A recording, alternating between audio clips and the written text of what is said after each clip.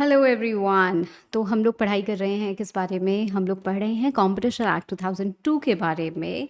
और यूएस वगैरह में अगर बात करें तो उसको एंटी ट्रस्ट लॉज कहा जाता है। क्यों भाई ऐसा क्यों कहा जाता है? क्या पता आपने कहीं सुना हो या कभी इस तरीके का जो क्या होता है ना, कुछ क्वेश्चंस ऐसे होते हैं जो जनरल अवेयरनेस से रिलेट करते हैं, फिर भी हमारे एग्जाम में आ जाते हैं ना, एमसीक्यू टाइप में पूछ लिए जाते हैं। फिर हमें लगता है कि आउट ऑफ सिलेबस क्यों है, तो थोड़ी बहुत अवेयरनेस तो हमारे अंदर होनी ही होनी चाहिए, राइट? तो जैसे बिजनेसेस क्या करते हैं, जैसे मैंने आपको बताया कार्टेल के बारे में, मोनोपोली के बारे में, कि बहुत सारे लोग मिल गए। हमारे पास 4 बड़े बड़े बिजनेस हाउसेस हैं जिसमें से 3 ने मर्ज कर लिया और अब क्या कर रहे हैं, उनकी एक मोनोपोली क्रिएट हो गई, एक टीम क्रिएट हो गई। अब वो कंट्रोल कर रहे हैं पूरे के पूरे मार्केट को। This is the term which is called as trust, और इसके अगेंस्ट लॉज बनते हैं तो एंटी ट्रस्ट लॉज होते हैं। तो कंपटीशन लॉ को हम एंटी ट्रस्ट लॉज भी बोलते हैं। यहाँ पे हम पढ़ क्या रहे हैं? Law that takes care of such unfair situations in the market is the competition law, about which we are reading Competition Act 2002, and the institution which oversees the functioning of market players, उसके बारे में भी हमें पढ़ना है, जो है CCI. तो ये 2 चीज़ें मैं आपको बेसिकली बता चुकी हूँ, एक ब्रीफ इंट्रोडक्शन हम ऑलरेडी दे चुके हैं। क्या होता है कॉम्पिटिशन एक्ट के कुछ बेसिक्स। कॉम्पिटिशन एक्ट के पहले हमारे पास एक एमआरटीपी एक्ट होती थी, उसका कैसे इवोल्यूशन और उसके basics only relevant for examination, वो मैंने आपको ऑलरेडी बता दिया है। उसके बाद अगर आप हमारे चैप्टर में देखोगे, so this is the structure of competition act. We obviously don't have to read all the sections. तो हमारे जितने सेक्शंस रेलिवेंट हैं, बेसिकली हम पहले 3 टॉपिक्स के बारे में पढ़ेंगे। कौन से 3 topics? Anti competitive agreements, abuse of dominant position and combinations, right? इन तीनों के बारे में हम पहले पढ़ेंगे। उसके बाद कुछ सीसीआई के बारे में पढ़ेंगे, इसकी प्रोसीजर ऑफ इंक्वायरी के बारे में पढ़ेंगे, कुछ पेनाल्टीज के बारे में पढ़ेंगे, एंड दैट्स इट। ठीक है, तो मोटा मोटी हमें यही चीज़ें क्या करनी है, पढ़नी है, राइट? ठीक है मैम, ये हमने ऑलरेडी डिस्कस कर लिया है। ओवरव्यू हमें पता है, ऑब्जेक्ट हमें पता है, short title, extent and commencement पता है। आती है बात डेफिनेशंस की। देयर आर 2 डेफिनेशंस जो फिलहाल मैं आपको बताऊंगी, and then the definitions we will read as we go along the chapter, right? Okay, so we are starting from here, ठीक है। सबसे पहले एग्रीमेंट की डेफिनेशन मुझे आपको बतानी पड़ेगी, पर फिलहाल एक्ट में चैप्टर 2 के अंदर हम 3 चीज़ों की बात करते हैं। आप 3 चीज़ों की जब बात कर रहे हो तो आपको यहाँ पे क्या दिख रहा है? हम बात कर रहे हैं एंटी कॉम्पिटिटिव एग्रीमेंट्स की, which are covered in section 3। We are talking about abuse of dominant position, which is covered in section 4, and we are talking about combinations, which is covered in section 5. Now anti-competitive agreements and abuse is prohibited. However, combinations are regulated. ठीक है, ध्यान रखना है, एक एक बात को ध्यान रखना है, ठीक है। एंटी कॉम्पिटिटिव एग्रीमेंट्स, तो सबसे पहली बात तो ये ज़रूरी है जानना कि यार एग्रीमेंट क्या होते हैं, है ना। एग्रीमेंट जो होते हैं उनमें से कौन से एग्रीमेंट्स ऐसे होते हैं जिनको हम एंटी कॉम्पिटिटिव कहते हैं। So you can of course start writing with me. Agreement की अगर हम बात करें तो एग्रीमेंट का मतलब होता है कोई भी अंडरस्टैंडिंग या arrangement. Arrangement could be a formal arrangement, it could be informal arrangement, या अंडरस्टैंडिंग या अरेंजमेंट हमारा राइटिंग में भी हो सकता है और ओरल भी हो सकता है। क्या आप बात कर रहे हो मैम? मतलब एग्रीमेंट ओरल भी हो सकता है। हाँ, agreements can be oral also. Agreement का एकदम लिटरल मीनिंग पे जाए तो क्या होता है? यू एग्री टू समथिंग, है ना। मिस्टर एक्स, ठीक है, ये एक शॉपकीपर के पास पहुंचे और ये एक प्रपोजल लेके आए। ये बोल रहे हैं कि मुझे एक बिजनेस डील है, और ये शॉपकीपर है, ठीक है, ये मिस्टर एक्स हो गए, ये एक शॉपकीपर है हमारे पास, ठीक है। पेपर पे बनाऊँ क्या? हाँ चलो, तो ये हमारे पास क्या है, मिस्टर एक्स है, ये आए हैं शॉपकीपर 1, ये शॉपकीपर 2। तो ये कहाँ गए? शॉपकीपर 1 के पास गए एक बिजनेस प्रपोजल लेके। अब शॉपकीपर 2 ने क्या किया? What am I doing? मना। अब कुछ बच्चे तो क्या होते हैं, लिखने में इतने बिजी होते हैं, कोई एक्सप्रेशन कभी कभी टीचर का देखते नहीं, वो कुछ मिस किया क्या मैंने? हाँ, तो ये क्या कर रहे हैं? इशारों इशारों में बातें हो रही है। इशारे कुछ ऐसे कर रहे हैं कि यार इसके साथ डील मत करो। Are they entering into an agreement? Yes they are darling, they are entering into an agreement. कैसे वो एंटर कर रहे हैं एग्रीमेंट में? एक विंक, एक नॉड, कुछ भी कुड बी एन एग्रीमेंट, ठीक है. So this is an agreement which they have entered into, the two shopkeepers have entered into. समझ रहे हो आप मेरी बात? So the definition of agreement is very wide. कोई भी टाइप ऑफ कम्युनिकेशन हो in any form that is included in the definition of agreement, it need not be enforceable by law. Need not be enforceable by law का मतलब क्या होता है? देखो, कुछ चीज़ें ऐसी होती हैं जब हमारा लीगल इंटेंशन होता है, मतलब हम लीगली किसी को बाइंड कर रहे हैं. जैसे हम किसी के साथ कॉन्ट्रैक्ट में एंटर करते हैं, बोलते हैं कि तुम हमें 5 किलो चावल देना, हम तुम्हें इतने पैसे देंगे. आपने उसको एडवांस दे दिया, उसने चावल नहीं दिया. अगर वो चावल अब आपको नहीं देगा, you have the intention to legally bind him. आप स्यू करोगे, आप उससे रिकवरी करोगे अपने पैसों की, या चावल लोगे, स्पेसिफिक परफॉर्मेंस करवाओगे, जो भी करवाओगे. So here it was legally enforceable, आपका जो कॉन्ट्रैक्ट था. यहाँ पे maybe you don't have the intention to legally bind him. आप क्या कर रहे हो? ऐसे ऐसे कर रहे हो, राइट? फिर भी it is an agreement. So agreements need not be legally enforceable, they need not be in writing only. Writing oral कैसे भी हो सकते हैं, कोई भी अंडरस्टैंडिंग, कोई भी अरेंजमेंट हो सकता है. मैं यहाँ पे सबसे पहले मीनिंग ऑफ एग्रीमेंट हम डिस्कस करेंगे, सेक्शन नंबर 3, राइट? एग्रीमेंट. अब आपको इस पे क्वेश्चन कैसे आ सकता है? There could be a direct question like what do you mean by agreement, state its types, right? या what are anti competitive agreements, right? State different types of anti competitive agreements, ठीक है? तो आपसे इस तरीके के डायरेक्ट क्वेश्चंस बड़े आराम से आ सकते हैं. तो सबसे पहले अगर हम एग्रीमेंट की बात करें, तो एग्रीमेंट में आपको कैसे याद करना है? कोई भी अरेंजमेंट या अंडरस्टैंडिंग या कोई भी action in concert. Action in concert मतलब कोई भी आप काम कर रहे हो साथ मिलके, सबने ऐसे हाथ लगा दिया कि नहीं आप नहीं आ सकते, तो ये क्या हो रहा है? सब लोग एक साथ ये काम कर रहे हैं. वेदर और नॉट सच अरेंजमेंट, अंडरस्टैंडिंग और एक्शन इज फॉर्मल और इन राइटिंग. मतलब फॉर्मल भी हो सकता है, इनफॉर्मल भी हो सकता है, राइटिंग में भी हो सकता है, ओरल भी हो सकता है. वेदर और not such arrangement, understanding or action is intended to be enforceable by legal proceedings. मतलब लीगली एनफोर्सेबल है तो भी एग्रीमेंट है, नहीं है तो भी एग्रीमेंट है. We have the intention to legally bind the other person, तो भी agreement. We don't have this intention to legally bind the other person, तो भी एग्रीमेंट, ठीक है?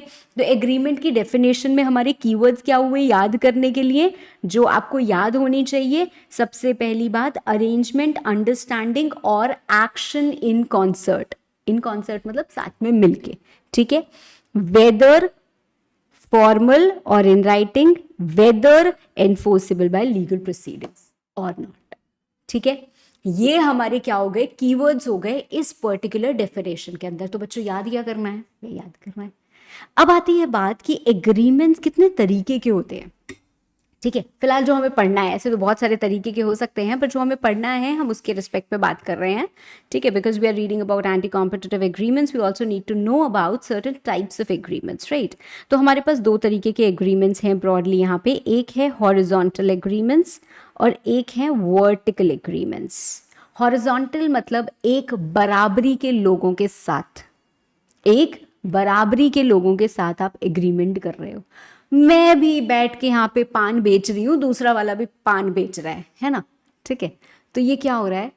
हमने दोनों ने मिलके डिसाइड कर लिया, यार एक काम करते हैं, पान के ना रेट बढ़ा देते हैं, ठीक है? अभी तक सब जगह मार्केट में 10 रुपए, हम ही 2 तो दुकानें हैं यहाँ पे, तो किसी को भी खाना है वो हमारे पास ही आएंगे. तो हम दोनों क्या करते हैं, इसको 25 रुपए बना देते हैं. अब are we competing with each other? No, we are not competing with each other. Customer वहां जाएगा तो भी इसको 25 का मिल रहा है, यहाँ आएगा तो भी इसको 25 का मिल रहा है. हमें पता है कि अगर 200 कस्टमर्स हैं यहाँ पे, तो भाई ऊपर नीचे करके आएंगे. मान लो मेरे पास 5-10 कम भी आ जाएंगे, तो भी क्योंकि मैंने प्राइस बढ़ाया, मैं तो बहुत प्रॉफिट कमा लूंगी.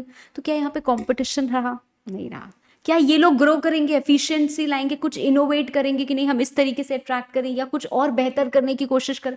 कुछ नहीं करेंगे, बिकॉज इन्होंने क्या किया है? they have entered into an agreement which is anti-competitive in nature. Anti competitive क्यों? क्योंकि कंपटीशन को खत्म कर रहा है, कंपटीशन को कम कर रहा है, and competition is good for fostering the economy, है ना? पर ये कैसा एग्रीमेंट हुआ? क्या ये वर्टिकल हुआ या ये हॉरिजॉन्टल हुआ? हॉरिजॉन्टल हुआ, ठीक है?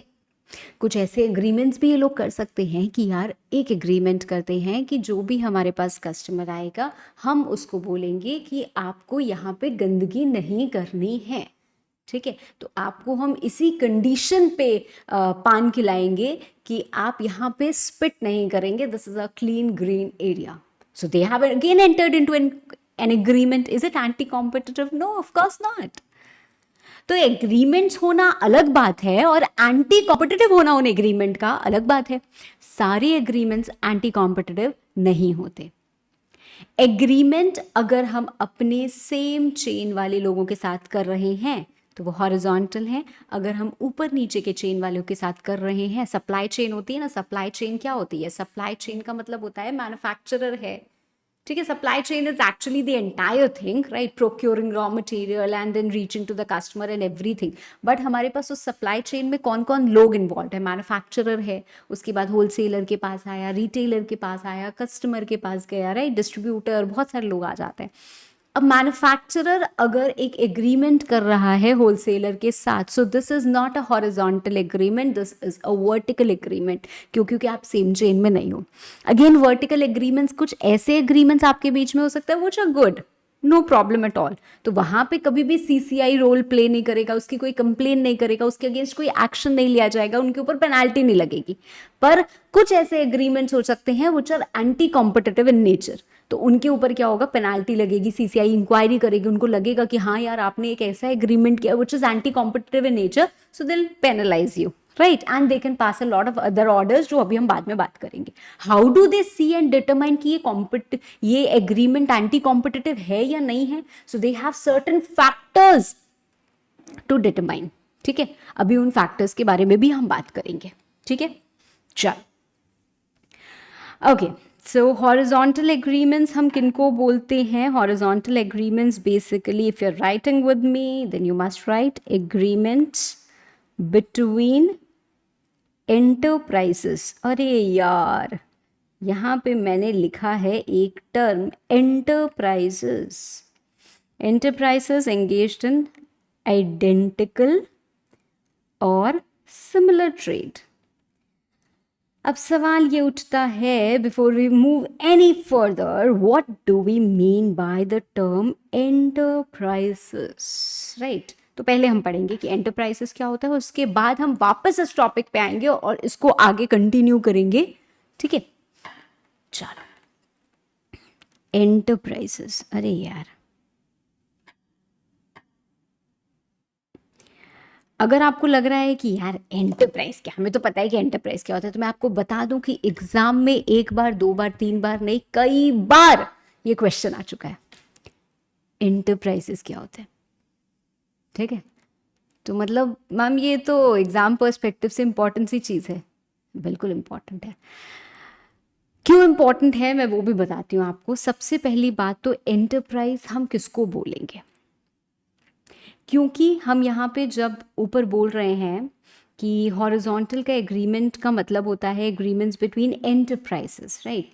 सो that means if two persons are entering into an agreement that they are not considered as enterprise, well they are also considered as enterprise. तो हर पर्सन को हम एंटरप्राइज मानते हैं। हर पर्सन को मतलब मैम वो इंडिविजुअल हो, एचयूएफ हो, कंपनी हो, फर्म हो, एसोसिएशन ऑफ पर्सन्स हो, लोकल अथॉरिटी हो, कोऑपरेटिव सोसाइटी हो, बॉडी कॉर्पोरेट हो, राइट, ये सबको हम क्या करते हैं, जो पर्सन की डेफिनेशन में आते हैं, दैट इज द डेफिनेशन, जो मैं बहुत ज़्यादा आपको डिटेल में पढ़ाने वाली नहीं हूँ क्योंकि आपको ये सब पता है ना। Individual, HUF, company, firm, AOP, BOI, कोई भी कॉरपोरेशन जो हमारी पुरानी एक्ट में स्टैब्लिश थी, कोई भी बॉडी कॉरपोरेट जो इनकॉर्पोरेट हुई है under the laws of a country outside India, मतलब फॉरेन कंपनीज हम जिसको बात करते हैं, कोऑपरेटिव सोसाइटी हो गई, लोकल अथॉरिटी हो गई, और कोई भी और आर्टिफिशियल जुडिशियल पर्सन जो इन क्लॉजेज में ना आ रहा हो, ऐसे तो सबके सब कवर हो जाते हैं, ठीक है। इन सब को हम बोलते हैं पर्सन। ये डेफिनेशन क्या इंपॉर्टेंट है? नहीं, ये डेफिनेशन पूछी नहीं जाती है, and this is something that you all know, है ना। तो ये बहुत कुछ खास बात नहीं बताती है। अब एंटरप्राइज की डेफिनेशन खास है। एंटरप्राइज की डेफिनेशन बोल रही है it means a person, it means कोई भी person, or a department of government, मतलब गवर्नमेंट का कोई भी डिपार्टमेंट भी एंटरप्राइज की डेफिनेशन में इंक्लूडेड है। गवर्नमेंट का कोई भी डिपार्टमेंट भी एंटरप्राइज की डेफिनेशन में इंक्लूडेड है। Enterprise means person, person you know कि कौन होता है, और गवर्नमेंट डिपार्टमेंट, ठीक है। मतलब मैम मैं एक एंटरप्राइज हूँ, आप एक एंटरप्राइज हो, पर्सन, गवर्नमेंट डिपार्टमेंट सब एंटरप्राइज हो गए? नहीं, ऐसे ही थोड़ा ना हो जाएंगे एंटरप्राइज। भाई कंपटीशन की बात कर रहे हैं तो बिजनेस की तो बात करनी पड़ेगी ना। जो ये लोग कैसा काम कर रहे हैं उनको हम बोलेंगे कि आप you are an enterprise according to competition act. And if you have a dominant position, आप उसको अब्यूज करो तो आपने गलत किया। आपका मर्जर हो तो देखो कुछ चीज़ें हैं, अगर आप कोई एग्रीमेंट कर लो विच इज़ एंटी कॉम्पिटिटिव, वो गलत है। तो पहले तो हम ये चेक करते हैं क्या ये एंटरप्राइज है या नहीं है, उसके बाद हम आगे बढ़ते हैं, ठीक है ना। तो ये लोग एंगेज्ड इन, एंगेज्ड इन, अब पूरे के पूरे वैल्यू चेन या सप्लाई चेन आप बोलो, तो उसमें जितनी भी चीज़ें आती हैं भाई, हमारी प्रोडक्शन में, स्टोरेज में, ठीक है, सप्लाई में, डिस्ट्रीब्यूशन में, एक्विजिशन में, कुछ भी जो पूरी पूरी चेन में आता है ना, सब आप समझ लो। Of what? गुड्स और सर्विसेज। मतलब मैम सर्विसेज भी यहाँ पे इंक्लूड हो रही है। So if there is a person who is providing certain services, वो भी एंटरप्राइज है। वो प्रोड्यूस कर रहा है सर्विसेज, वो एंटरप्राइज है। वो उस सर्विसेज को स्टोर कर रहा है, वो एंटरप्राइज है। वो उसको सप्लाई करता है, वो एंटरप्राइज है। वो उसको डिस्ट्रीब्यूट करता है, वो एंटरप्राइज है। मतलब उस पूरे पूरे वैल्यू चेन में जहाँ जहाँ आप गुड्स या सर्विसेज के लिए इंक्लूडेड हो, तो आप क्या हो? एक enterprise. So if you are a person or you are a government department, so government department has been specifically included, ठीक है। या फिर भाई आप इन्वेस्टमेंट करते हो, ठीक है। या हम बात कर रहे हैं एक्वायरिंग, होल्डिंग, अंडरराइटिंग। किन चीज़ों को हम एक्वायर करते हैं, होल्ड करते हैं, अंडरराइट करते हैं? भाई सिक्योरिटीज़ को, शेयर्स, डिबेंचर्स, अदर सिक्योरिटीज़, ठीक है। अब ये हम डायरेक्टली भी एक्वायर कर सकते हैं या फिर अपने किसी सब्सिडियरी वगैरह के थ्रू भी एक्वायर कर सकते हैं, है ना, डायरेक्टली और थ्रू सब्सिडियरी। सब्सिडियरी ज़रूरी नहीं है कि सेम प्लेस पे हो, वो कहीं और प्लेस पे भी हो सकती है, ठीक है। यहाँ तक तो चीज़ें सिंपल थी, ऑल्दो कुछ चीज़ें याद करनी पड़ेगी, because if you are being asked about the definition of enterprise then you need to write everything. मैंने यहाँ पे थोड़ा सा चार्ट फॉर्म में बनाई है ताकि आपको क्विकली याद हो, बट फिर भी मैं एक बार यहाँ से पूरी पूरी चीज़ें पढ़ती हूँ, ठीक है। Any person, it means a person or a department of the government who or which, person होगा तो हु और कंपनी है तो विच इज वॉट एवर, और हैज़ बीन, अभी आप कर रहे हो या आपने पास्ट में किया है, ठीक है। पास्ट में भी किया है और बाद में पता चलेगा कि अगर कुछ गलत किया है still within the subject timelines, तो you can still be called as an enterprise और आपके ऊपर पेनाल्टीज लग सकती हैं, ठीक है। तो हु इज और which has been engaged in any activity, engaged in any activity, activity का मतलब क्या है? कोई भी प्रोफेशन हो सकता है, कोई भी ऑक्यूपेशन हो सकता है, ठीक है। रिलेटिंग टू, मैंने बता दिया, प्रोडक्शन हो, स्टोरेज हो, सप्लाई हो, डिस्ट्रीब्यूशन हो, एक्विजिशन हो या कंट्रोल हो ऑफ आर्टिकल्स और गुड्स और the provision of services of any kind, ये पहली चीज, ठीक है। या फिर इन इन्वेस्टमेंट, या फिर आप बिजनेस कर रहे हो, किसका? शेयर्स खरीदते हो, बेचते हो, शेयर्स को अंडरराइट करते हो, then also you are an enterprise, ठीक है। शेयर्स को होल्ड करते हो, ठीक है। So dealing with shares, debentures और अदर सिक्योरिटीज, या तो डायरेक्टली या थ्रू वन और मोर यूनिट्स और सब्सिडियरीज, जरूरी नहीं है वेदर सच यूनिट और डिविजन और subsidiary is located at the same place where the enterprise is located और एट अ डिफरेंट प्लेस और एट डिफरेंट प्लेसेस। यहाँ तक बात समझ में आई? यहाँ तक आई डोंट थिंक कि कोई दिक्कत होगी। मैंने देखो उसको चार्ट के फॉर्म में भी बताया है, ठीक है। हाँ, okay. But does not include, ये आप स्टार मार्क करो यहाँ पे स्टार मार्क करोगे और ये जो पॉइंट है ये आपको याद रखना है। ये पॉइंट क्या करना है? याद रखना है। अब देखो सोवरन फंक्शंस, ठीक है। सोवरन फंक्शंस क्या होते हैं भाई? जो गवर्नमेंट करती है, जिसके लिए they are not answerable to the court, they are not responsible, है ना। कौन से ऐसे फंक्शंस हैं? जैसे गवर्नमेंट की कंट्री की डिफेंस की अगर हम बात करें, सो that is something which is with the government, है ना। तो गवर्नमेंट डिपार्टमेंट को तो हमने यहाँ पे एंटरप्राइज माना है, पर अगर कोई गवर्नमेंट डिपार्टमेंट है, लेट्स से डिफेंस डिपार्टमेंट है, तो वो क्या कर रहे हैं भाई, वो तो कौन से फंक्शंस कर रहे हैं, वो डिफेंस से रिलेटेड या एटॉमिक एनर्जी या करेंसी या स्पेस से रिलेटेड इस टाइप का कोई भी अगर काम कर रहे हैं, तो उन गवर्नमेंट डिपार्टमेंट्स को हम एंटरप्राइज की डेफिनेशन में इंक्लूड नहीं करेंगे। ठीक है, वाई नहीं करेंगे यार, दे आर नॉट आंसरेबल। अगर वो कुछ करते हैं तो they are not answerable to the court, तो भाई उनके अगेंस्ट कौन फैसले लेगा, कौन डिसीजन लेगा, क्यों कोई हम वो पास करेंगे, है ना। तो CCI is not going to govern all that, right. So they are excluded from the definition of enterprise. ठीक है, तो यहाँ पे क्या याद रखना है, बट डज नॉट इंक्लूड, किसको इंक्लूड नहीं करता है, activity of the government relating to sovereign functions of the government, including all activities carried on by the Department of Central Government dealing with atomic energy, currency, defense, and space. So, sovereign functions of government are not included. Atomic energy, currency, defense, space. ठीक है, याद रहेगी enterprise की definition. यहाँ पे अगर आप copy में लिख रहे थे तो प्लीज़ इसके आगे ये भी लिख लेंगे, not including sovereign functions of government including atomic energy, currency, defense, space. Okay, so they are not included in the definition of enterprise. Chal, back to basics.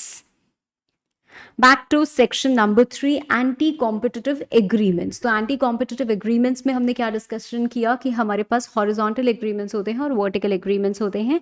horizontal agreements का मतलब वो agreements which are between enterprises engaged in identical और similar trade. However जब हम vertical agreements की बात करते हैं तो वर्टिकल एग्रीमेंट्स क्या होते हैं, एग्रीमेंट्स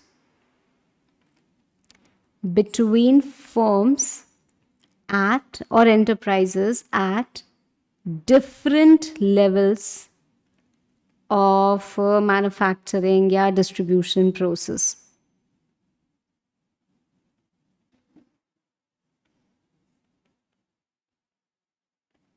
ठीक है, ओके। अब हमारे पास दोनों के एग्जाम्पल्स हैं। We have some horizontal agreements, we have some vertical agreements. ठीक है, तो we have to read about both of them. Vertical agreements are agreements that are entered amongst enterprise or persons at different stages of production and distribution chain. Horizontal agreements are those agreements where enterprises engaged in identical or similar trade of goods or services. ठीक है, when agreements collude amongst each other to distort competition in the market, such agreement is presumed to have an appreciable adverse effect on competition. AAEC is the short form which I'll be using in this chapter.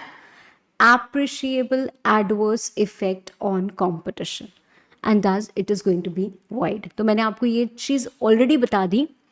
Horizontal और vertical में difference क्या है? Horizontal agreement same level of competition में होता है, vertical level is in different level of competition, vertical agreements. ठीक है, कौन से एग्रीमेंट्स को हम एंटी कॉम्पिटिटिव कहेंगे? वो agreements which have appreciable adverse effect on competition.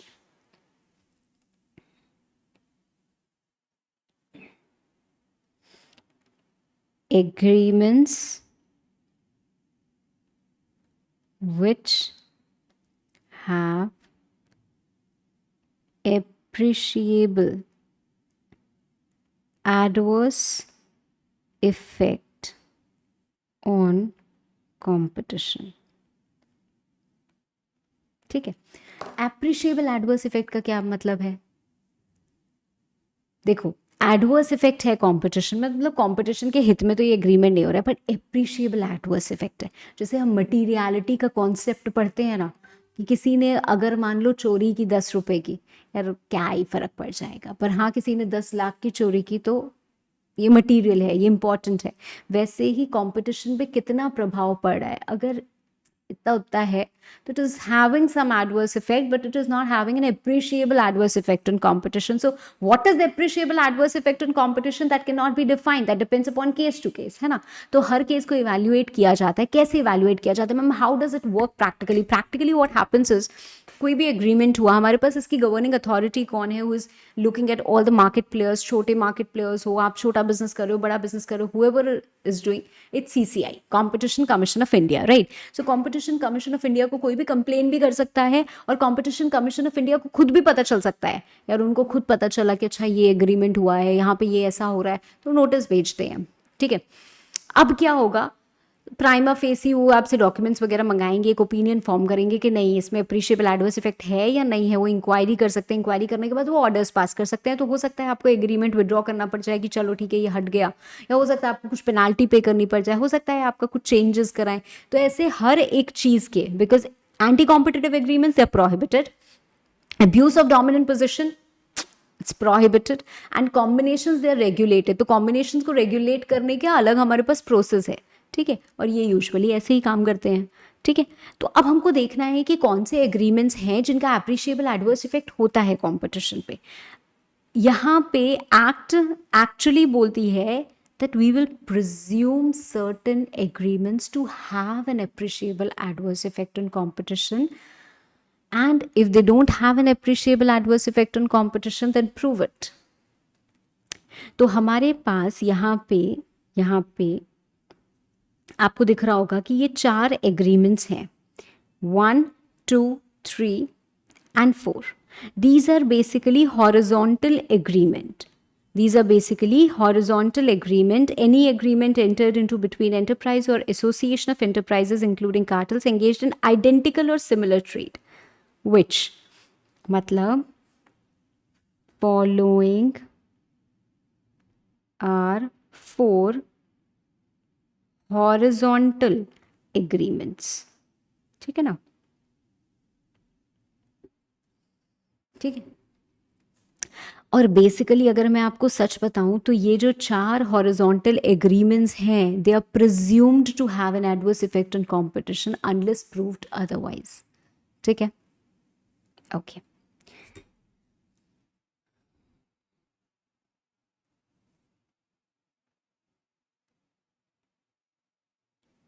Agreements which have an appreciable adverse effect on competition are anti-competitive agreements. ठीक है. 4 horizontal agreements are presumed to be anti-competitive. बस इतना ही लिख लो, बहुत है. इतना ही लिख लो, बहुत है. ठीक है. अब एक एक करके बड़े ध्यान से सुनना है. ठीक है. एक एक करके बड़े ध्यान से सुनना है. कोई भी ऐसा एग्रीमेंट जो हॉरिजॉन्टल हो रहा है, मतलब वो कैसे एंटरप्राइजेस के बीच में हो रहा है? ऐसे enterprises which are engaged in identical और सिमिलर ट्रेड ऑफ गुड्स और सर्विसेज, जो कि डायरेक्टली या इनडायरेक्टली डिटरमाइन करे परचेज या सेल के प्राइसेस को. मतलब it is somehow fixation of prices. क्या कर रहे हैं? जो मैंने अभी आपको पान की दुकान वाली एग्जाम्पल दिया, वो लोग क्या कर रहे थे? ये ऐसे एंटरप्राइजेस हैं जो कि हॉरिजॉन्ट मतलब सिमिलर ट्रेड कर रहे हैं, है ना. वो भी पान बेच रहे हैं, हम भी पान बेच रहे हैं, है ना. तो ये दोनों क्या कर रहे हैं? सेम लाइन ऑफ ट्रेड में. दे आर डायरेक्टली, ये लोग तो क्या कर रहे हैं? डायरेक्टली एग्रीमेंट कर रहे हैं कि भैया हम सेल 25 रुपए में करेंगे. So they are directly determining the sale price. अब क्या इसको तहकीकात करने की ज़रूरत है, इवैल्यूएट करने की ज़रूरत है कि ये एग्रीमेंट है, इसका क्या प्रभाव पड़ेगा? नहीं. ये 4 तरीके के एग्रीमेंट्स को हम मान के they are anti competitive, they presume to be anti competitive, है ना. इसका क्या प्रभाव पड़ेगा, क्या देखना है हमें? कोई भी ऐसा agreement in respect of production, supply, distribution, storage, acquisition or control of goods or provision of services which causes or is likely to cause an appreciable adverse effect on competition within India, ये इसको हम क्या बोलते हैं, anti competitive agreements. And anti competitive agreements are void in nature. Void मतलब इनकी कोई validity नहीं होती है।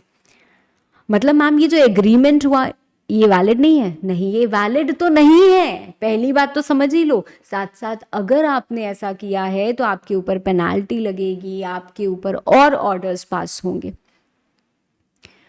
मतलब मैम अगर हमने आपस में डिसाइड किया कि मान लेते हैं कि 25 रुपए हमने फिक्स किया कि नहीं हम तो पान 25 में ही बेचेंगे, ये हमारे बीच में एग्रीमेंट हुआ था, मैंने तो अपनी बात एकदम मानी एकदम अच्छे से, पर उसने क्या किया, 20-20 रुपए में उसने पान बेचना शुरू कर दिया। Can I sue him? I have the intention to legally bind him and drag to court. Well, you might have that legal intention, but you cannot drag him to the court. Why? Because ये agreement क्या है? Void है। क्यों? क्योंकि ये एक ऐसा agreement है जो आपने किया है in with an enterprise of similar trade and it is directly or indirectly determining purchase or sale price। ठीक है? आप परचेज प्राइस भी कर सकते हो, फिक्स क्यों नहीं कर सकते? आपने बोल दिया कि यार हम सब के सब डिसाइड कर लेते हैं कि हम क्या करेंगे ना, 4 रुपए से ज्यादा में खरीदेंगे नहीं। अब क्या करेंगे, थक हार के उन लोगों को भी बेचना ही पड़ेगा ना, कोई भी जब ग्राहक नहीं रहेगा तो थक हार के 4 रुपए में ही बेचेंगे। तो हम सब ने परचेज प्राइस फिक्स कर लिया, डायरेक्टली इनडायरेक्टली कैसे भी, कुछ भी, ठीक है, that depends on case to case. ठीक है, तो पहली चीज क्लियर है, डिटरमाइनिंग सेल और परचेज प्राइसेस और fixation of prices, fixing of prices. ठीक है, देखो मैंने क्या अभी तक आपको पढ़ाया है। मैंने सबसे पहले आपको बताया कि एग्रीमेंट का मतलब क्या होता है, फिर मैंने बताया कि 2 तरीके के एग्रीमेंट्स होते हैं, वर्टिकल और हॉरिजॉन्टल। हमारे इस एक्ट में 4 हॉरिजॉन्टल एग्रीमेंट्स दिए हुए हैं which are presumed to be anti competitive. ठीक है, वो 4 फिलहाल हम पढ़ रहे हैं। What do we mean by anti competitive agreements? Anti competitive agreements का अगर हमें एक्चुअल में मीनिंग लिखना है तो हम क्या लिखेंगे, कोई भी एग्रीमेंट जो आपने प्रोडक्शन, सप्लाई, डिस्ट्रीब्यूशन, स्टोरेज या एक्विजिशन ऑफ कंट्रोल और provision of goods of services, ठीक है, जो हमने ऊपर पढ़ा था यार, चलो अच्छा बाद में बताती हूँ कि कहाँ से आपको रिलेट करना है, जो कि कॉज कर रहा है या कॉज कर सकता है एक appreciable adverse effect on competition in India, तो ऐसे एग्रीमेंट को हम बोलते हैं एंटी कॉम्पिटिटिव एग्रीमेंट। एंड ऐसे एग्रीमेंट्स आर void। यहाँ पे हम बात कर रहे हैं हॉरिजॉन्टल एग्रीमेंट्स की। I come back to the definition of anti competitive agreements once we discuss both this horizontal and vertical agreements. ठीक है, उसके बाद आपको और अच्छे से समझ में आएगा। ठीक है, चलो दूसरा पॉइंट, कोई भी हॉरिजॉन्टल एग्रीमेंट जो कि लिमिट करे या कंट्रोल करे production, supply, markets, technical development या इन्वेस्टमेंट को, लिमिट करे या कंट्रोल करे प्रोडक्शन को, सप्लाई को, मार्केट्स को, टेक्निकल डेवलपमेंट को, इन्वेस्टमेंट को, किसी भी चीज को।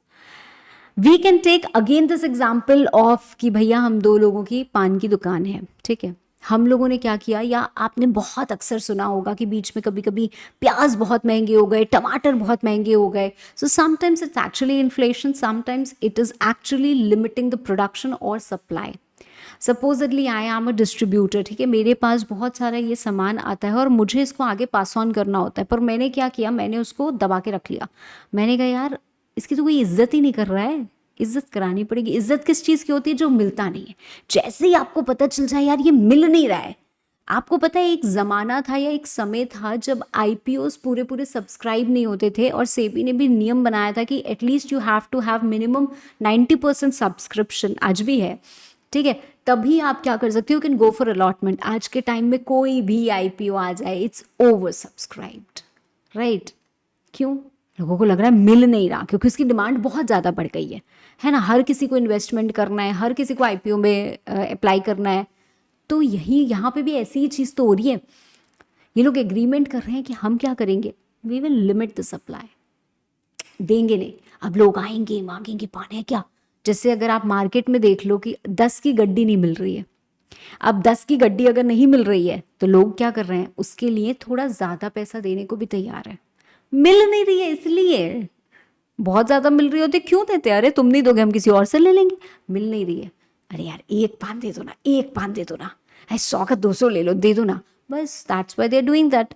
सो is it, if there is any horizontal agreement which is actually limiting production or which is controlling production or limiting the supply or controlling the market, या फिर वो डेवलपमेंट को रोक रहा है, ठीक है, लोगों की इन्वेस्टमेंट को रोक रहा है, तो ऐसा एग्रीमेंट को हम क्या बोलेंगे कि ये तो भाई एंटी कॉम्पिटिटिव है, ये तो क्या है, एंटी कॉम्पिटिटिव है। Next, which is actually dividing the market, shares the market or source of production by way of allocation of geographical area or market। ये एरिया मेरा, वो एरिया तेरा, ठीक है। अब होता क्या, हैव वी, अगर हमने उसको जोग्राफिकली डिवाइड नहीं किया होता, लेट्स से कि अगर हम दिल्ली की बात कर रहे हैं तो हम 4 प्लेयर्स हैं जो दिल्ली में पान बेचते हैं, ठीक है। आप बोलोगे आज तो मैम की सुई पान पे अटक गई है ना, I hope you actually know what पान इज, है ना।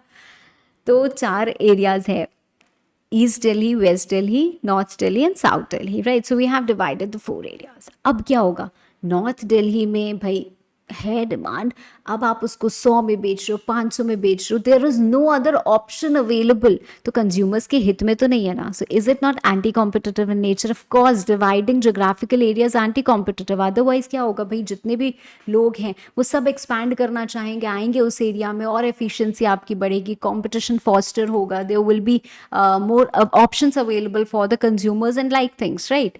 तो ये क्या है, अगर जोग्राफिकल बेसिस पे आप डिवाइड कर रहे हो मार्केट को तो ये एंटी कॉम्पिटिटिव है, ठीक है। And the last one is bid rigging. Bid rigging बड़ा ही मज़ेदार कंसेप्ट है, ठीक है। और मेरे पास फिलहाल एक फाइल वाइल नहीं है, बाकी मैं आपको सीसीआई के ऑर्डर भी दिखाऊंगी। इतने लोगों को सीसीआई ने मतलब ऑर्डर पास किया है ना अगेंस्ट बिड रिगिंग, बहुत लोग करते हैं बिड रिगिंग, ठीक है। इनफैक्ट आई थिंक रेलवे का ही कोई था, रेलवे ने एक बार टेंडर निकाला था, I don't remember, central railways, हाँ शायद, या कोई स्टेट रेलवेज था, टेंडर निकाला, ठीक है। अब उनको क्या चाहिए था, उनको कुछ तो भी उनका सप्लाई का कुछ था। अब क्या किया, जितने भी लोग थे सबने आइडेंटिकल बिड्स डाली। आइडेंटिकल बिड्स डाली मतलब, बिडिंग का मतलब क्या होता है, what is the process of bidding? Bidding का मतलब होता है एक तरीके से बोली लगाना, है ना। आपको कोई काम चाहिए, गवर्नमेंट का टेंडर आया, किसी का भी आया, उन्होंने कहा कि हमें चाहिए, let's say for example we need 50 laptops, ठीक है, हमें 50 लैपटॉप्स अपने एम्प्लॉयज़ के लिए चाहिए। अब लोग कोट करेंगे कि दिस इज़ द कन्फिगरेशन, ये कंपनी है और हम आपको इतने लैपटॉप्स इस प्राइस पे दिला सकते हैं। So the government will compare the quality and दिल सी द बिड्स, वो प्राइस सब कंपेयर करेंगे और उसके बाद जो उनको दिखेगा कि हाँ लोएस्ट प्राइस है जिसका, उसको वो क्या करते हैं, ऑर्डर देते हैं। अब हमें एक दूसरे के बिड्स नहीं पता होते हैं, हमें नहीं पता हम इस प्राइस पे कोट कर रहे हैं, सामने वाला किस प्राइस पे कोट कर रहा होगा, so we don't know that, right, ठीक है। अगर सब के सब बोल दे हम तो आपको 50,000 में देंगे, वो लैपटॉप शायद आपको 30,000 में भी मिल जाएगा, पर सबने कोट कर दिया कि हम आपको 50,000 में ही देंगे। अब गवर्नमेंट है भाई, उनका एक प्रोटोकॉल है, वो जो इसे फॉलो करते हैं, उनको वैसे ही करना है, तो उनको दिख रहा है कि कोई भी नहीं है, तो ठीक है 50,000 वाले किसी को उन्होंने दे दिया। अब जो प्रॉफिट इन लोगों ने आपस में बांट लिया, तो क्या ये सही हो रहा है? Is it not eliminating or reducing competition? It is adversely affecting the entire process, ठीक है। जॉइंट वेंचर है अगर हमारा, हम दोनों मिलके काम कर रहे हैं तो ठीक है, वो अलग बात होती है, बट अदरवाइज बिड रिगिंग का मतलब क्या होता है, if you are doing bid rigging तो यार ये तो एंटी कॉम्पिटिटिव है, ठीक है। बिड रिगिंग कैसे कैसे लोग करते हैं, this is not to be learned, not to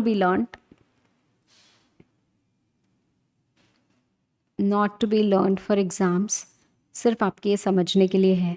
submit कर देते हैं आइडेंटिकल बिड्स, राइट, या फिर एग्रीमेंट करते हैं that who is going to submit the lowest bid, ठीक है। आपने बना दिया कि तुम यार इतने की बिड डालना और हम सब ज़बरदस्ती इन्फ्लेट करके डालेंगे, ठीक है। या फिर मैं बिडिंग ही नहीं करूँगा, ठीक है। या फिर कुछ हमने कॉमन नॉर्म्स कर लिए कि इस तरीके से हम कैलकुलेट करेंगे और हम बिड करेंगे, again it is something that you are agreeing to the bids, right. या फिर हम बिडिंग कर रहे हैं ऑन जोग्राफिकल बेसिस कि इस एरिया में तुम करोगे, इस एरिया में मैं करूँगी, या हम रोटेशनल बेसिस पे करेंगे, एक बार मैं, एक बार तुम, एक बार तुम, फिर एक बार मैं, है ना। तो इस तरीके से क्या होता है, बिड रिगिंग होती है। बिड रिगिंग मतलब आप समझ लो सिंपली बिड्स में छेड़खानी करना, ठीक है। फेयर मीन्स से बिडिंग नहीं हो रही है, which is not something which is acceptable, right. अब वर्टिकल एग्रीमेंट्स क्या होते हैं, I have already told you before, है ना। वो एग्रीमेंट जो एंटरप्राइजेस कर रहे हैं at different stages of production, है ना। तो डिफरेंट स्टेजेस ऑफ प्रोडक्शन पे कर रहे हैं। देखो मैंने आपको सबसे पहले क्या कहा, अभी तक हमने एक चीज़ स्टैब्लिश की कि वो एग्रीमेंट्स जिनका अप्रिशिएबल एडवर्स इफेक्ट होता है on competition, they are called as anti competitive agreements. 4 horizontal agreements को हम बोलते हैं कि ये एंटी कॉम्पिटिटिव ही है, that means they presume to have an appreciable adverse effect on competition. वो कौन से 4 जो अभी अभी हमने पढ़े, ठीक है। हॉरिजॉन्टल एग्रीमेंट्स की हम बात कर रहे हैं, so agreements between the same level of chain, मतलब अपने राइवल्स के साथ आप एक तरीके से एग्रीमेंट में एंटर कर रहे हो, because they are also your competitors only, तो आप अपने कॉम्पिटिटर्स के साथ एग्रीमेंट कर रहे हो, ठीक है। अब हम आ रहे हैं वर्टिकल एग्रीमेंट्स पे। वर्टिकल एग्रीमेंट्स मतलब the agreements which are not in the same lane, बल्कि डिफरेंट लेवल्स और डिफरेंट स्टेजेस ऑफ प्रोडक्शन वालों के साथ हो रहा है, मैन्युफैक्चरर रिटेलर के साथ, होलसेलर रिटेलर, कुछ भी ऐसा हो सकता है। तो उसमें जो एग्रीमेंट्स हैं they are not anti competitive, मतलब ऐसा नहीं है कि they are presume to have an adverse appreciable adverse effect on competition. वहां पे क्या करना पड़ता है भाई, देखना पड़ता है, प्रूव करना पड़ता है। Okay okay ma'am. तो सबसे पहले यहाँ पे हम लोग कुछ एग्जाम्पल्स पढ़ रहे हैं, 1 2 3 4, और एक और है जिसके बारे में आपको पढ़ना चाहिए, वो यहीं पे लिखा हुआ है, इंक्लूडिंग टाई इन अरेंजमेंट, ठीक है। अब इसके कुछ केस लॉज भी हैं जो यहाँ पे मैंने लिख रखे हैं, resale price maintenance, refusal to deal, exclusive distribution, exclusive supply और टाई एन अरेंजमेंट, ठीक है। ये केस लॉज आपको एग्जाम के लिए बिल्कुल याद करने की जरूरत नहीं है, these are not included and they will never be asked in your examination. तो मैम यहाँ क्यों लिखा है, बिकॉज जब कभी भी हम रिवर्शन करते हैं ना tie in arrangement, we are unable to identify यार टाई एन अरेंजमेंट क्या था। तो एग्जाम्पल्स ऑल तो मैं आपको बताऊंगी, सब चीज़ें होंगी, बट कहाँ आप खोलोगे, कहाँ देखोगे, तो यहाँ पे मैंने वो एग्जाम्पल के रूप में ही आपको एक केस लॉ लिखा है। जैसे सबसे पहले जब हम टाई एंड अरेंजमेंट की बात कर रहे हैं, तो यहाँ पे एक गैस डिस्ट्रीब्यूटर है, उसने कंज्यूमर को कहा कि अगर आपको हमारे यहाँ से कुकिंग गैस कनेक्शन लेना होगा, so you also need to buy a stove. Tie किया। अब ये एग्जाम्पल पढ़ के थोड़ा थोड़ा समझ में आया ना, when you have understood the concept, उसके बाद ही एग्जाम्पल पढ़ोगे तो बड़े आराम से समझ में आ जाएगा। तो ये सिर्फ उसी पर्पस के लिए है, that's only for understanding, that's only to be used as an example, you don't need to learn the case laws, ठीक है। अच्छा चलो, अब आ जाते हैं वापस हम इस पे। तो कौन से एग्रीमेंट्स, ऐसे एग्रीमेंट्स जो enterprises at different level of manufacturing process और डिस्ट्रीब्यूशन प्रोसेसेस पर वो किस चीज़ के लिए एंटर कर रहे हैं, इन रिस्पेक्ट ऑफ प्रोडक्शन या इन रिस्पेक्ट ऑफ सप्लाई या in respect of distribution, storage, sale, price, trade in goods, provision of services, that is going to be known as vertical agreements, right? Vertical agreements include tie-in arrangement and includes any agreement जिसमें purchaser को बोला जाए कि आपको एक condition लगाई गई है to purchase some other goods, वो tie-in arrangement का meaning ही लिखा हुआ है, और यहाँ पे हमारे पास बाकी सारे हैं, ठीक है। Okay, so one by one, right? चलो, सबसे पहले अगर मैं बात करूं एक्सक्लूसिव डिस्ट्रीब्यूशन एग्रीमेंट की, एक्सक्लूसिव डिस्ट्रीब्यूशन, अच्छा सबसे पहले तो हम टाई इन अरेंजमेंट की बात करते हैं ना, तो सबसे पहले हम बात करते हैं tie in arrangement. Tie in arrangement में अगर हमने गैस कनेक्शन वाला वो बात की, तो ये गैस स्टोव जो प्रोवाइड कर रहा है वो मान लो सेलर हो गया और एक ये बायर हो गया, राइट, ठीक है ना। ये दोनों क्या कर रहे हैं, या सेलर ने एक कंडीशन लगाई है ना। So you are somehow tying a customer कि अगर आपको मुझसे सामान खरीदना है तो आपको ये भी खरीदना पड़ेगा। It could be between a wholesaler and retailer also. Retailer गया होलसेलर के पास और उसने कहा कि यार मुझे आप ये जो टॉयज़ बनाते हो, ये टॉयज़ मुझे चाहिए, ठीक है, ये टॉयज़ मुझे चाहिए। उसने कहा कोई दिक्कत नहीं, आप ले लीजिए। साथ में आपको इन टॉयज़ की बैटरी भी लेनी पड़ेगी ना। Battery is an all together different market, है ना। और रिटेलर को क्या लगेगा, यार मैं टॉयज़ तो ले आऊँगा, unless I put in the battery, ये टॉयज़ एकदम ठीक रहेंगे, इनकी शेल्फ लाइफ भी अच्छी रहेगी, बट इतनी सारी बैटरी में ले आऊँगा, बैटरी की लाइफ कम होती है, I don't want the battery. Battery आप हाई कॉस्ट पे भी दे रहे हो, बैटरी के नाम पे आप 50 रुपये चार्ज कर रहे हो, जहाँ पे सेम बैटरी मार्केट में 30 रुपये की अवेलेबल है। बट बिकॉज ये टॉय मार्केट में अवेलेबल नहीं है और मुझे टॉय आपसे लेना है, तो मुझे बैटरी भी लेनी पड़ेगी, उससे मेरी कॉस्ट भी बढ़ी, और बाकी जो मार्केट मतलब जो बाकी हमारे पास मार्केट प्लेयर्स हैं बैटरी के, उनका भी लॉस हो रहा है, क्योंकि लोग यहाँ से टॉयज लेते थे तो टॉयज में बैटरी लगाने के लिए बैटरी उनसे लेते थे। अब क्या हो रहा है, उनका बैटरी का मार्केट डाउन हो रहा है। So is it affecting the competition? Undoubtedly it is affecting the competition, maybe not in this particular market, but battery के मार्केट में इफेक्ट हो रहा है ना। तो यहाँ पे क्या ये सही है टाई एन अरेंजमेंट? नहीं, सही नहीं है ये tie in arrangement. But at some places tie in arrangement could be beneficial और कुड बी ओके, ठीक है। जैसे आप कार लेने चाहते हो, कार के साथ टायर लेते हो, तो वो क्या है ना। तो बहुत सारी जगहों पे ऐसा होता है कि यार हम जहाँ लेते हैं तो वहाँ पे अगर बांध दिया जाता है तो इट्स फाइन ऑल्सो, ठीक है। So it depends whether it's going to be creating an appreciable adverse effect on competition और नॉट। अगर वो क्रिएट करता है then it is going to be anti competitive and thus void. अगर नहीं करता है तो it's not going to be anti competitive. But अगर हम यहाँ पे बात कर रहे हैं, जैसे यहाँ पे एक टाई एन अरेंजमेंट का हमने केस की बात की, तो ये तो सही नहीं है यार, ठीक है। सो टाई इन अरेंजमेंट का मतलब क्या है? टाई इन अरेंजमेंट का यहाँ पे देखो ये मतलब लिखा हुआ है। टाई इन अरेंजमेंट का मतलब है एनी एग्रीमेंट, कोई भी agreement which requires a purchaser of goods. A purchaser of goods could be the ultimate consumer, or it could be retailer, it could be wholesaler, कोई भी उस चेन में भी हो सकता है, ठीक है। उसके ऊपर कंडीशन लगाई, requiring this purchaser as a condition of such purchase, कि अगर आपको ये सामान खरीदना है तो आपको ये भी सामान खरीदना पड़ेगा, इसको खरीदने की कंडीशन है that you have to purchase this also. Okay, so tie in arrangement का मतलब क्या हो गया? कोई agreement which requires a purchaser to purchase some other goods as a condition of such purchase, ठीक है। That is tying a customer to buy another product if he wants this product, ठीक है। Second, exclusive supply agreement. Exclusive supply agreement, अब यहां पे supply की बात कर रहे हैं हम, ठीक है। एक होता है एक्सक्लूसिव डिस्ट्रीब्यूशन एग्रीमेंट, एक होता है एक्सक्लूसिव सप्लाई एग्रीमेंट। यहां एग्जांपल लिखा है, मैं पहले एक्सक्लूसिव डिस्ट्रीब्यूशन एग्रीमेंट की बात करती हूँ।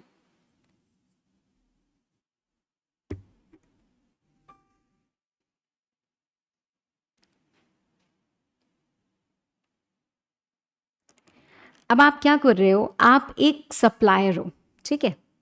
आप एक सप्लायर हो, मैन्युफैक्चरर हो, कुछ भी हो, ठीक है। अब आप क्या करते हो? अपने गुड्स देते हो किसको? डिस्ट्रीब्यूटर को देते हो, ठीक है। ये लोग क्या करते हैं? बहुत सारे रिटेलर्स वगैरह को देते हैं, ठीक है। सो अब आपने क्या कहा? आपने कहा कि मैं अपने गुड्स सिर्फ एक डिस्ट्रीब्यूटर को ही दूंगा। Now there is another distributor who comes up to you and वो आपसे बोलते हैं कि नहीं, हाँ we also want to enter into the market, हमारे पास ये है, वैसा है, हम ऐसा करेंगे, वैसा करेंगे, they are ready to do a lot of things. पर आपने उनके साथ क्या की है? आपने उनके साथ एक ऐसे एग्रीमेंट कर लिया कि नहीं नहीं, हम तो एक्सक्लूसिव डिस्ट्रीब्यूटरशिप देंगे और हमारा तो डिस्ट्रीब्यूटर एक ही रहेगा और यही रहेगा। That means somehow you are not allowing other persons to enter into market. Ma'am, at times exclusive distribution होता है which is allowed, which is valid, right. तो इसीलिए तो इसको they are not presumed anti competitive. हमने horizontal agreements की सारी चीज़ें ऐसी ही देखी कि यार ये तो गलत है ही, पर यहाँ पे गलत सही आइडेंटिफाई करना पड़ेगा। पर एक्सक्लूसिव डिस्ट्रीब्यूशन एग्रीमेंट होता क्या है, हम ये पढ़ रहे हैं यहाँ पे, ठीक है। So what is exclusive distribution agreement? Where आप क्या कर रहे हो? एक्सक्लूसिविटी ला रहे हो इन distributors, that I will not allow other person to enter into the market. तो somehow you might also be creating barrier to the new entrants, है ना। ऐसा भी हो सकता है कि आप लोग मिलके ऐसा कर रहे हो। तो एक्सक्लूसिव डिस्ट्रीब्यूशन का मतलब क्या है? कोई एग्रीमेंट टू लिमिट, रिस्ट्रिक्ट और विदहोल्ड द आउटपुट और सप्लाई ऑफ एनी गुड्स। मतलब I will give you only this much, ठीक है। और एलोकेट एनी एरिया और मार्केट फॉर द डिस्पोजल और सेल ऑफ द गुड्स। जैसा मैंने अभी आपको समझाया कि हमने इस एरिया में बना लिया कि हमारा तो ये ही एक डिस्ट्रीब्यूटर होगा। So we are exclusively giving our goods only to that particular person, only to that particular person. ठीक है। लाइकवाइज हमारे पास एक्सक्लूसिव सप्लाई एग्रीमेंट भी होता है। एक्सक्लूसिव सप्लाई एग्रीमेंट का मतलब क्या है? कोई भी एग्रीमेंट विच रिस्ट्रिक्ट्स कि जो परचेजर है, ठीक है, he will not deal in goods other than those of the seller, कि भाई मैं तुमको इसी शर्त पे अपने गुड्स बेचने दूंगी कि तुम सिर्फ और सिर्फ मेरे गुड्स बेचोगे। You will not sell the goods of any other person. तो तुम्हारे पास जितने भी लोग आएंगे, तुमको अगर सपोजिटली मैं बोलूँ कि मैं लैपटॉप्स बनाती हूँ और मैं एक पर्टिकुलर कंपनी हूँ, तो तुम किसी और कंपनी के लैपटॉप नहीं बेच सकते हो। अब एक्सक्लूसिव स्टोर्स होते हैं ना, जान लो अगर डेल की कंपनी की हम बात करें तो डेल का ही स्टोर है तो वहाँ पे डेल के ही मिलेंगे। पर अगर कोई अदरवाइज एक पर्सन है जो लैपटॉप बेचता है तो वो किसी भी कंपनी के लैपटॉप बेच सकता है ना।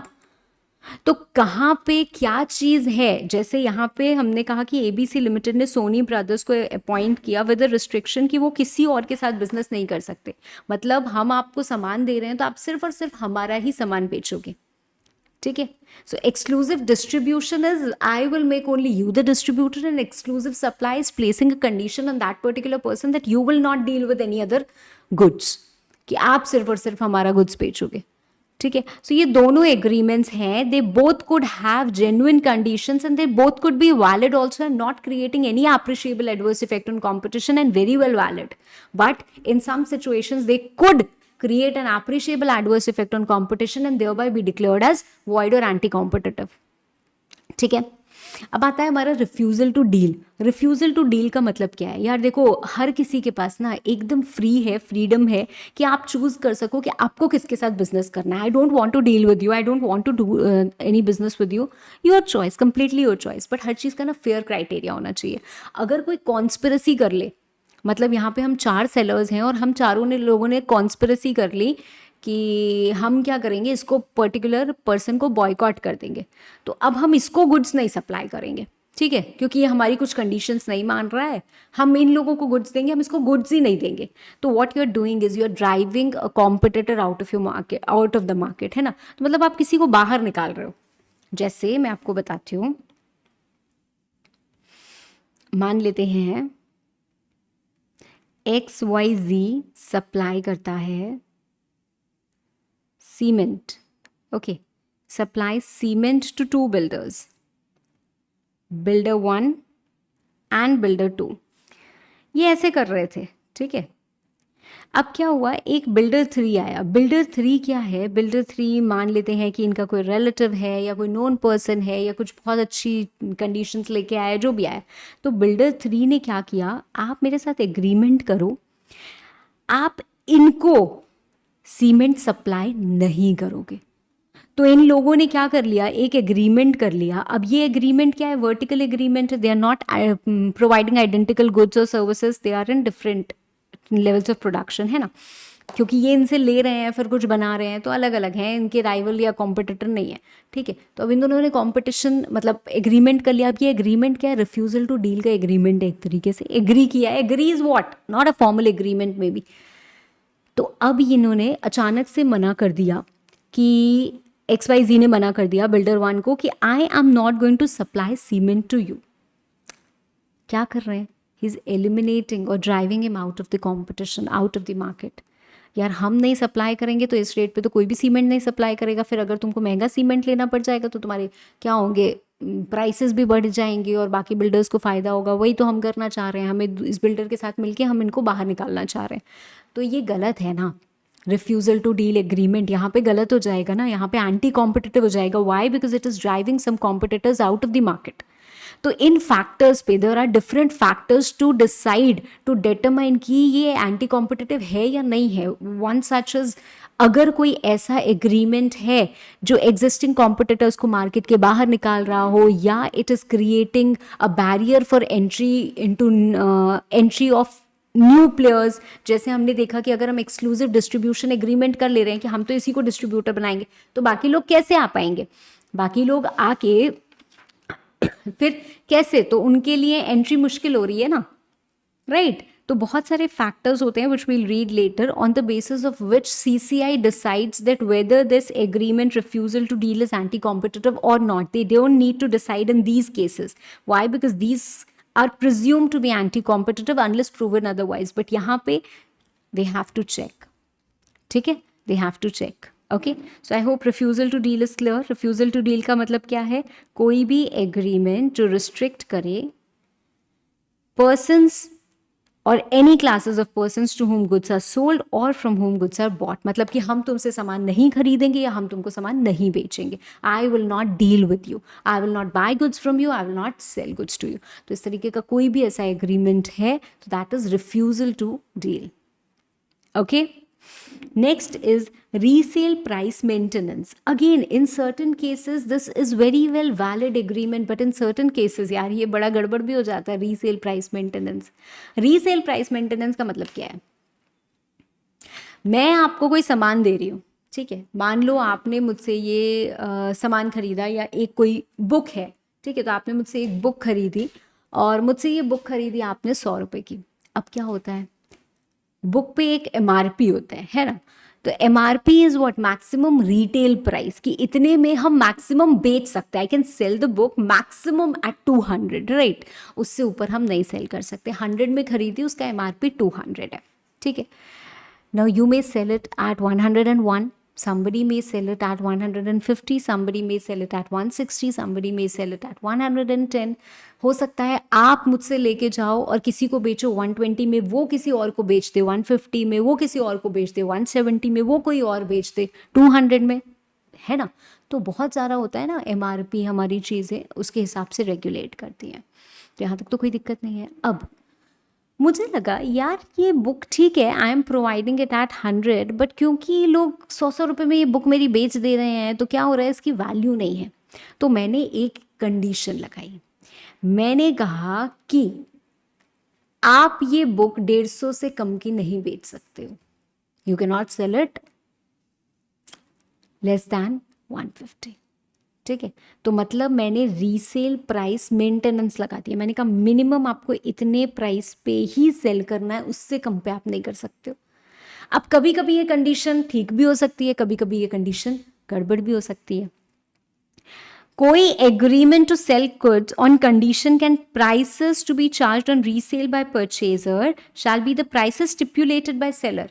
मतलब मैं बताऊंगी कि आप ये बुक कितने में बेचो, अनलेस ये क्लियरली स्टेटेड हो कि ठीक है आप प्राइस कोई लोअर भी ले सकते हो, कोई दिक्कत नहीं है.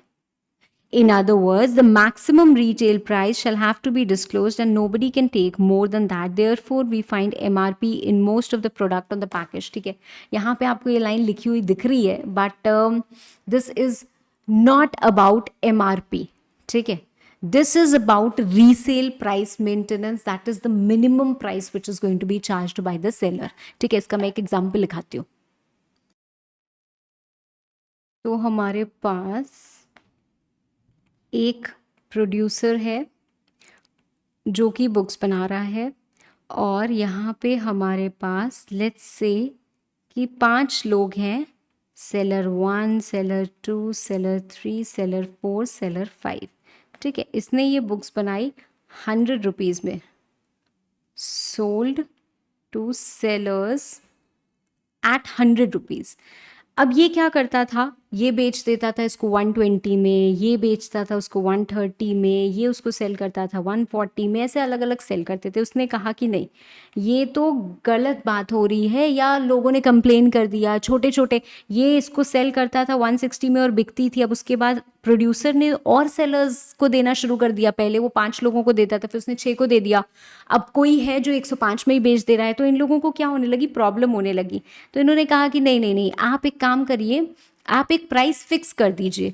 तो प्रोड्यूसर ने क्या कहा कि you will sell my books at 150 only. तो अब आप क्या करोगे, 150 में ही बेचोगे. लेट्स से MRP, ठीक है, MRP भी उन्होंने 150 दे दिया था और यहाँ पे कहा कि 150 में ही सेल करोगे. तो अब क्या हो रहा है, सबके ऊपर कंडीशन लग गई कि हम MRP के नीचे नहीं सेल कर सकते हैं. I have to sell at 150 only. तो अब हर कोई 150 में सेल करेगा तो कंपटीशन कहाँ रहा? Is it affecting the competition? Undoubtedly yes, it is affecting the competition because the sellers don't have the freedom to determine their sale price. ठीक है, आप अपना प्रॉफिट खुद डिसाइड करोगे ना, तो आपके पास ये फ्रीडम होना चाहिए, राइट? तभी तो कंपटीशन होगा, तभी तो इनोवेशन होगा। कुछ भी नहीं हो रहा है यहाँ पे तो, ठीक है। So this is something which is anti competitive. They should have the freedom to determine the prices independently. Okay, so that is resale price maintenance. अच्छा, अब मुझे एक बात बताओ, हमने देखा कि बहुत सारे रिस्ट्रिक्शंस हैं, ठीक है, बहुत सारे रिस्ट्रिक्शंस हैं। सो ये रिस्ट्रिक्शंस नहीं होने चाहिए because they are anti competitive, but supposedly we talk about copyright or we talk about patent, right? तो we talk about trademarks, right? We talk about designs act। तो बहुत सारे ये क्या है, ये यहाँ पे इन्फ्रिंजमेंट की हम बात करते हैं या यहाँ पे हम रिस्ट्रिक्शंस की बात करते हैं। यार, if I have developed something, या ये कोई लोगो है या ये कोई ब्रांड नेम है which is mine, I can not let the other person take that brand name, है ना? क्या हम अलाउ कर सकते हैं किसी को? हम नहीं कर सकते हैं। तो इसमें ये थोड़ी ना हो गया that I am refusing to deal with that person. जैसे अगर कोई ब्रांड है, लेट्स से बीइंग ह्यूमन एक ब्रांड है और उसके मुझे कपड़े बेचने हैं, ठीक है, तो there is a protocol that I need to follow. और मैं ऐसे तो नहीं कर सकती ना कि कोई भी कपड़े पे ऐसे बीइंग ह्यूमन का वो लगा दूँ और मैं सेल कर दूँ, नहीं कर सकते, राइट? तो इसका मतलब ये है क्या कि यार वो एक्सक्लूसिव उन्होंने वो बनाया है या मुझे अलाउ नहीं कर रहे हैं, they want to drive me out? नहीं। सो sometimes it may so happen that to protect your own rights, कौन से राइट्स जो आपको इन फॉलोइंग एक्ट्स में मिले हैं, कॉपीराइट एक्ट में, पेटेंट्स एक्ट में, ट्रेडमार्क्स एक्ट में, designs act, right, semiconductor layout design act, तो इन एक्ट्स में जो आपको अधिकार मिले हैं to protect those rights, you may restrain any person, you may impose certain conditions, right, which may seem unfair, but because you have been conferred to those rights, और आप उस rights को protect करने के लिए काम बड़े आराम से कर सकते हैं, ठीक है? ओके, चलो एक क्विक रिकॉल हम अगले क्लास में करेंगे before we move to the next one, और विल सी, ठीक है? आई डोंट थिंक वैसे इसकी ज़रूरत पड़ेगी, बट यहाँ पे एक्सक्लूसिव सप्लाई एग्रीमेंट, एक मैन्युफैक्चरर है वो charge the dealer not to deal in similar products of its competitors, जैसे मैंने आपको बताया, ठीक है? एक्सक्लूसिव डिस्ट्रीब्यूशन, जब requiring a distributor not to sell the goods of the manufacturer beyond the prescribe territory, कि भाई इस एरिया में आप डिस्ट्रीब्यूटर हो, you are an exclusive distributor, सिर्फ आप ही सेल करोगे, कोई और नहीं आएगा, और आप इस एरिया के बाहर नहीं करोगे, ठीक है? रिफ्यूजल टू डील एक एग्रीमेंट विच प्रोवाइड्स कि जो फ्रेंचाइजीज हैं they will not deal in products और goods of similar nature for a period of 3 years from the date of determination of agreement within a radius of 5 kilometers from showroom, ठीक है? तो वैसे मैंने आपको इससे better example already दे दिया है। और resale price maintenance, again you'll not sell below the stipulated price, right? So it is anti competitive practice, ठीक है? तो ये हमारे केस लॉज हैं ओनली फॉर अंडरस्टैंडिंग। सबके एग्जाम्पल्स मैंने आपको दे दिए हैं। I hope you have understood the topic of anti competitive agreements. Will wind up the class here itself, और अगले क्लास में हम कमेंस करेंगे हमारा अगला टॉपिक।